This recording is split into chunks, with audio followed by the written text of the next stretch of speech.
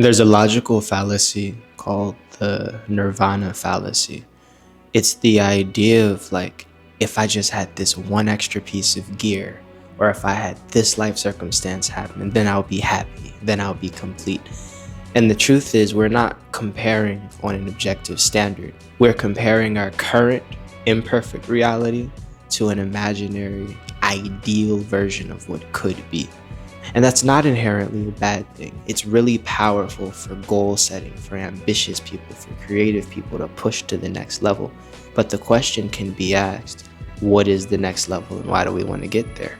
For me, I've never had a problem with health. I get sick sometimes, about twice a year. I'll get like a bad cold or whatever, especially when the weather is cold. But for the most part, I have a pretty healthy existence. I exercise incessantly. I've been vegan my entire life. And over the last couple months, in an attempt to feel more whole in my body, I've pushed for the next level of health.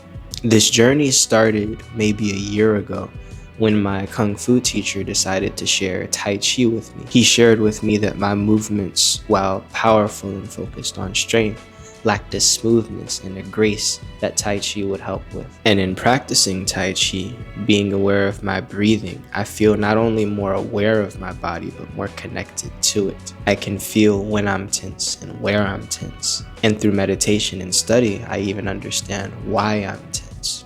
And along this process, I've experienced states without tension, where I feel whole and complete and connected to my body. And I would like to do the best that I can to extend that state for as long as possible. So in the last few months, I've made a couple lifestyle changes to help contribute to that effort. The first is that when I wake up in the morning, I try to do a 5-minute standing meditation. Eventually, I hope to get that to 10 minutes. If I don't do a 5-minute standing meditation, I try to do a 10-minute sitting meditation, which I hope will eventually become a 30-minute silent sitting meditation. I try to do it without music, which is really hard because I love music. I'm playing Freebird right now. But I notice, especially in the morning time, when I meditate without music, I have all these anxieties about what could happen throughout the day, and it makes me feel itchy and restless and hot. And I've been meditating for like 5 years now. I started meditating to get rid of the stresses of life, and I got really good at that. But I still don't know how to be comfortable in meditation when the stressors haven't come yet, and I'm sitting with the expectations that I have for the things that I'll go through in the day. Number 2, although I've been vegan my entire life, I've also been eating fake meat my entire life as well. Tofu, seitan, tempeh, mushrooms, everything. And of the processed meats, like Beyond Meat and Impossible Meat and the OG Boca Burger, even Nature Burger from Fantastic Foods, if you remember that.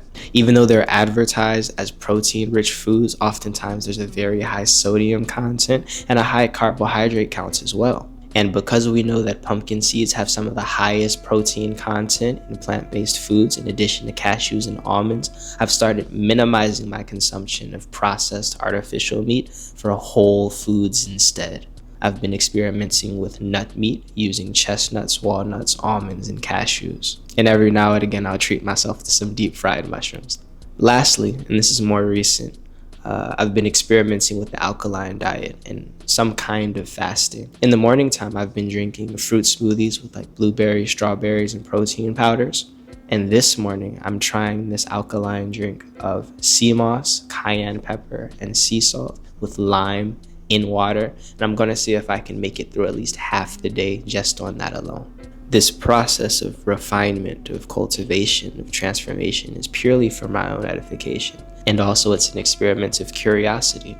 How far can I push myself in a positive direction, not to see how much I can endure, but what this transformation does for me in making me feel more whole and connected to my body.